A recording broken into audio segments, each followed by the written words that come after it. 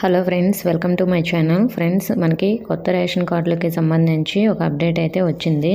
దీని గురించి ఈ వీడియోలో తెలుసుకుందాం. వీడియోని అయితే అక్కడే స్కిప్ చేయకుండా వినండి. ఫ్రెండ్స్, వచ్చే నెల నుంచి రాష్ట్ర వ్యాప్తంగా క్యూఆర్ కోడ్తో కూడిన కొత్త రేషన్ కార్డులు అందజేస్తామని పౌర సరఫరాల శాఖ మంత్రి నాదెండ్ల మనోహర్ తెలిపారు. రేషన్ కార్డులో మార్పులకు, చేర్పులకు కూడా అవకాశం కల్పిస్తామని, అన్ని సచివాలయాల్లో ఈ ప్రక్రియ మొదలవుతుందని చెప్పడం జరిగింది. అంటే మనకి వచ్చే నెల నుంచి, మార్చి నుంచి కొత్త రేషన్ కార్డులు అప్లై చేసుకోవాలన్నా, అలాగే మీ కార్డులో మీ పిల్లల్ని యాడ్ చేయాలన్నా, అలాగే మీ కార్డులో వేరే కార్డుకి సపరేట్ అవ్వాలన్నా కూడా మనకి మార్చి నుంచి అయితే ఆప్షన్ ఇస్తారు. అలాగే కొత్తగా రేషన్ కార్డుకి అప్లై చేసుకోవాలన్నా కూడా అది మార్చి నుంచే సచివాలయంలోనే.